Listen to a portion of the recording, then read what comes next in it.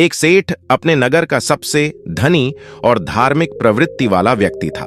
सेठ के पास अधिक धन संपत्ति थी, किसी चीज की कोई कमी नहीं थी। वो बहुत ही सुखपूर्ण अपना जीवन अपने परिवार के साथ जी रहा था। सेठ और उसकी पत्नी शुरू से ही असहाय लोगों की मदद करते थे। उन्हें एक समय का भोजन कराया करते थे, जिसके कारण उन्हें बहुत ही ज्यादा सुख की अनुभूति होती थी। वही वो दोनों साधु महात्माओं को बहुत मानते थे। उन पर उनका बड़ा विश्वास था। उनके नगर में जब भी कोई साधु महात्मा आते, वो उनसे मिलने, उनके उपदेशों को सुनने जरूर जाया करते थे और उन्हें स्वयं के घर ले आकर उनका आदर सत्कार भी किया करते थे। यदि सेठ के घर के पास से कोई भिक्षु जाता तो वो उसे भी अपने घर आने का आग्रह करते। इसी तरह बार बार एक सन्यासी उनके घर पर भिक्षाटन करने आ जाता है और अपनी भिक्षा पात्र आगे करके भिक्षा मांगता है। सेठ सन्यासी को देख उसे अपने घर आने के लिए आग्रह करते हैं। सन्यासी भीतर जाता है। सेठ और उसकी पत्नी उनकी आओ भगत में लग जाते हैं। वो दोनों तुरंत उसके बैठने के लिए एक तख्त पर चादर बिछा देते हैं और सन्यासी के हाथ पैर धुलवाकर उसे कुछ विश्राम हेतु कहते हैं और स्वयं उसके भोजन की तैयारी में लग जाते हैं। तभी सेठ की पत्नी कुछ सामान लेने के लिए कहती है। सेठ बाहर चला जाता है। यहाँ उसकी पत्नी भोजन बनाने में लग जाती है। कुछ देर बाद जब सेठ की पत्नी आकर सन्यासी को भोजन परोसने लगती है, सन्यासी भोजन ग्रहण करने लगता है। सन्यासी सेठ के घर के शांत वातावरण और उसके घर का स्नेह देखकर उसकी पत्नी से बड़ी ही विनम्रता से पूछता है कि माता, आपके परिवार में कौन कौन है? ये सुन सेठ की पत्नी कहती है, मैं, मेरे पति और मेरे 3 बेटे। ये सुन सन्यासी आगे कहता है कि तुम्हारे पति क्या करते हैं, कितना कमा लेते हैं? ये सुन सेठ की पत्नी कहती है कि हमारे पास धन की कोई कमी नहीं, हमारे पास तो अपार धन संपत्ति है। ये सुन सन्यासी आगे कोई प्रश्न नहीं करता। तभी सेठ घर वापस आ जाता है। वो फिर पत्नी के साथ सन्यासी को भोजन परोसने लगता है। वो सन्यासी के लिए बाहर से कई तरह की मिठाई भी लेकर आता है।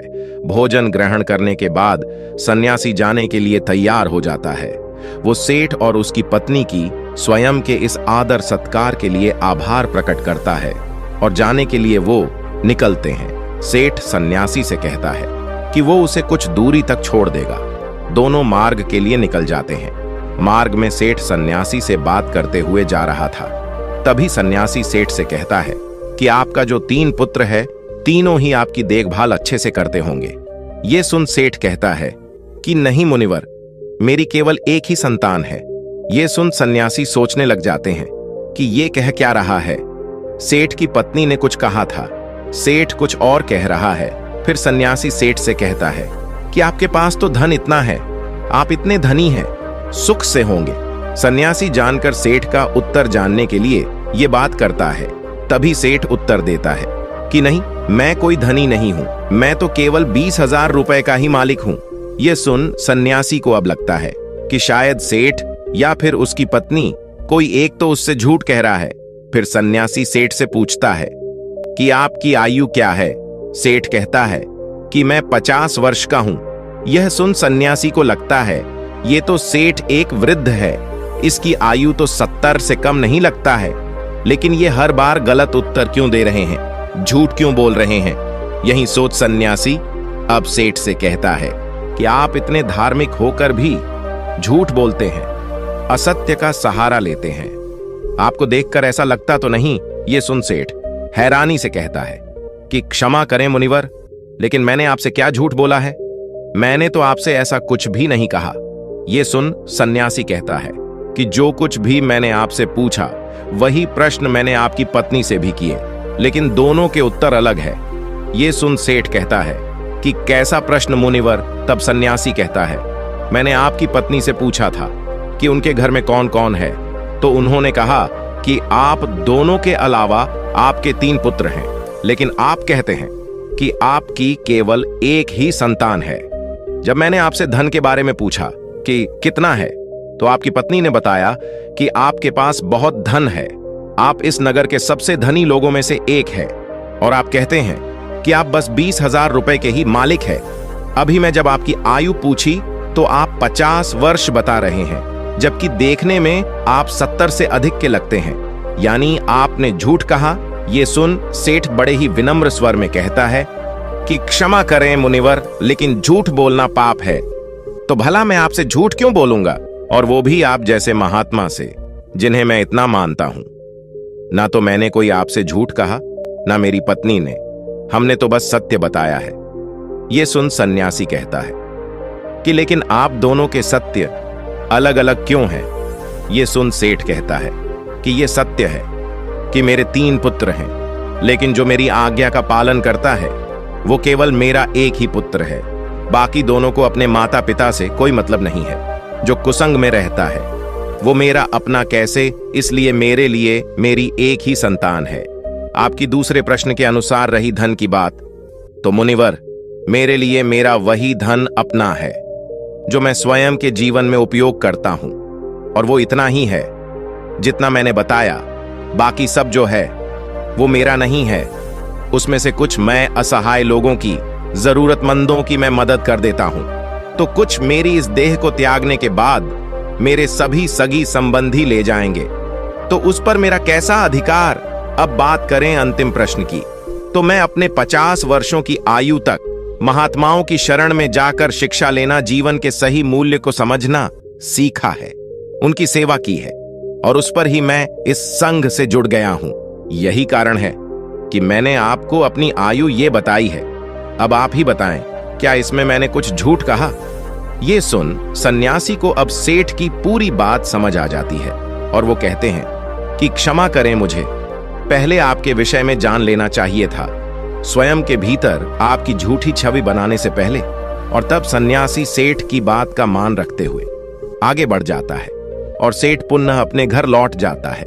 अतः किसी के प्रति अपना नजरिया बनाने से पहले, प्रतिक्रिया देने से पहले सामने वाले की बातों को भी पूरा सुन लेना चाहिए। एक बार व्यक्ति किसी महात्मा के आश्रम में बैठ उनके उपदेशों को सुन रहा था। तभी वो महात्मा से कहता है कि मुनिवर, आप सभी संत महात्मा हमें चिंता से जुड़े कई उपदेश देते हैं। क्या आप हमें कोई ऐसा हथियार नहीं बता सकते जिसके द्वारा हम चिंता को स्वयं के जीवन से निकाल कर फेंक ही दें? चिंता में ऐसा क्या है जो व्यक्ति को बर्बाद कर देती है? क्योंकि एक तनावरस व्यक्ति इतना परेशान हो जाता है कि सब कुछ वो गवा देता है। ऐसा आखिर क्यों होता है? उस व्यक्ति की बात सुन महात्मा कहते हैं कि चिंता एक ऐसी मानसिक समस्या है जो यदि व्यक्ति को पकड़ ले तो उसे डुबो देती है। उसे केवल स्वयं से मुक्त कर ही आप सुखी रह सकते हैं, और ये तब होता है जब आप स्वयं को मजबूत कर लें। आपको केवल बस ये समझना है कि स्थिति चाहे कैसी भी हो, हमें उस समय तनाव में नहीं आना है, घबराना नहीं है, बल्कि स्वयं को भीतर से मजबूत रखना है। यदि आपने अपने भीतर हौसला रखा है तो कोई चिंता आपका कुछ नहीं बिगाड़ सकती। ये सुन व्यक्ति कहता है कि किंतु ऐसा होता है क्यों? क्यों एक छोटी सी चिंता भी हमारे मुख की हंसी को छीन लेती है? ये सुन महात्मा कहते हैं कि आपको एक छोटी सी कहानी सुनाता हूं, ध्यान से एकाग्र होकर सुनना। एक बार पिता ने अपने पुत्र को काफी परेशान और निराश देखा। वो प्रतिदिन उसे यूं देखते, वो उसे देख समझ गए थे कि कोई बात अवश्य है जो उसके पुत्र को भीतर से परेशान किए हुए हैं। पिता ने कई बार पुत्र से यह पूछना चाहा कि वो किस चिंता में है, लेकिन पुत्र हर बार ये दिखाता कि कुछ नहीं हुआ और वो वहां से चला जाता। पुत्र के इस व्यवहार से पिता को यह विश्वास हो गया था कि अवश्य कोई बात है, चिंता है जो उसे भीतर से खाई जा रही है, लेकिन वो बता नहीं रहा है। तब पिता ने एक दिन पुत्र को अपने पास बुलाया और उसे समझाते हुए कहा कि जीवन में हम कितनी भी सफलता क्यों ना पा ले, लेकिन यदि हमारे भीतर चिंता या तनाव ने घर कर लिया तो ये हमारे उन्नति के बीच एक वादा बनकर आ जाती है। चिंता व्यक्ति को आगे बढ़ने नहीं देती, उसके भीतर कई सारी नकारात्मकता को भर देती है। चिंता बहुत ही भयानक होती है, ये सुखी समृद्ध घर को भी तबाह कर देती है। ये सब सून पुत्र कहता है कि आप कहना क्या चाहते हैं? पिताजी, मैं समझ नहीं पा रहा हूं। तब पिता पुत्र को लेकर एक जंगल की तरफ चले जाते हैं और वहां पहुंच पुत्र से कहते हैं कि ये पेड़ जो तुम देख रहे हो ये कई वर्ष पुराना है। ये मेरे पिता के पिता के पिता यानी कि 3 पीढ़ी से भी ज्यादा पुराना पेड़ है और आज भी बाहर से उतना ही मजबूत है जितना पहले था। चाहे कितनी भी आंधी, तूफान, वर्षा क्यों ना आ जाए, इस वृक्ष को हिला तक नहीं पाई है। यही नहीं, इस पर न जाने आज तक कितने पेड़ भी टूट कर गिर गए हैं। बिजली गिर गई है, लेकिन ये पेड़ फिर भी नहीं गिरा, वहीं पर खड़ा है पूरी मजबूती के साथ। ये सब सुन पुत्र पिता से कहता है कि लेकिन ये सब आप मुझसे क्यों कह रहे हैं। तब पिता आगे उससे कहते हैं कि यहां मेरे साथ पीछे की तरफ आओ, कुछ दिखाता हूं। ये सुन पुत्र पिता के साथ उस पेड़ के पीछे जाता है और कहता है कि ये पेड़ के पीछे दिमक देख रहे हो। पुत्र कहता है कि हां। पिता कहते हैं कि इसी दिमक ने भीतर से इसकी छालों को पूरी तरह कुतर दिया है और बाहर की तरफ पूरी तरह यह खराब हो गया है। यह सब सुन पुत्र अब की बार भड़क जाता है और कहता है, लेकिन आप कहना क्या चाहते हैं? मुझे ये सब क्यों बता रहे हैं? भला मैं इन पेड़ों के बारे में जानकर क्या करूंगा? पुत्र को यूं क्रोध में देख पिता कहते हैं कि शांत हो जाओ, तुम्हें सही तरह से बात समझाने के लिए मैं ये सब कह रहा हूं। ये सुन पुत्र कहता है कि लेकिन आप समझाना क्या चाहते हैं और क्यों? तब पिता कहता है कि जिस प्रकार ये पेड़ किसी भी आंधी, तूफान, बारिश या फिर बिजली के गिरने पर भी नहीं गिरा, लेकिन एक दिमक ने इसे कमजोर कर दिया और इतने वर्षों से खड़े इस पेड़ को आज गिरने के लिए मजबूर कर दिया, उसी प्रकार व्यक्ति के भीतर बैठी चिंता उसके पतन का, तबाही का कारण बन जाती है। आप चाहे कितनी भी मेहनत क्यों ना कर रहे हो, उन्नति क्यों ना कर रहे हो, लेकिन यदि आपके भीतर किसी बात की चिंता है और वो बाहर नहीं जा रहा, तो वो इस दीमक के समान आपको अंदर से कमजोर कर देगी और आपकी उन्नति वहीं रुक जाएगी। एक चिंता आपसे सब कुछ छीन लेगी। इसलिए स्वयं को कभी इतना तनाव में मत लाओ कि आप स्वयं के आगे ही कमजोर पड़ जाओ। पिता की ये सब बात सुन पुत्र कहता है, लेकिन ये सब जानकर कोई थोड़ी करता है, परिस्थिति ऐसी हो जाती है। तब पिता आगे कहते हैं कि परिस्थिति चाहे कैसी भी हो, चिंता करने से, तनाव में आने से क्या वो सही हो जाएगी? नहीं। चिंता करना, परेशान हो जाना किसी भी समस्या का हल बिल्कुल नहीं है। जब आपको कोई मार्ग ना दिखे तो कुछ समय के लिए शांत होकर एक जगह बैठ जाओ, खुद को समय दो और फिर सोचो कि किस तरह इस कठिन समय से निकला जा सकता है। कोई भी समस्या इतनी भी बड़ी नहीं होती कि उसका हल ना हो। हर समस्या अपने साथ हल लेकर आती है। तुम्हारी समस्या का भी होगा, बस जरूरत है तो कठिन समय में स्वयं को साहसी बनाने की।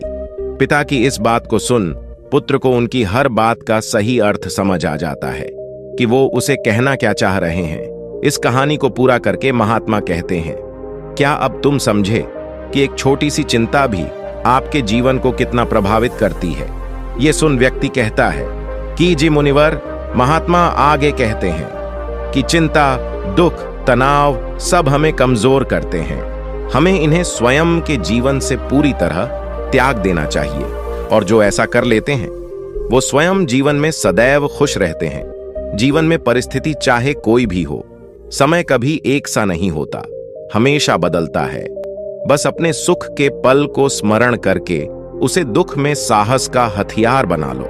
ये चिंता कुछ नहीं बिगाड़ पाएगा, लेकिन यदि इस चिंता में आप घिर गए तो कभी भी उन्नति नहीं कर पाओगे। इसलिए कभी व्यक्ति को व्यर्थ की चिंता में नहीं आना चाहिए।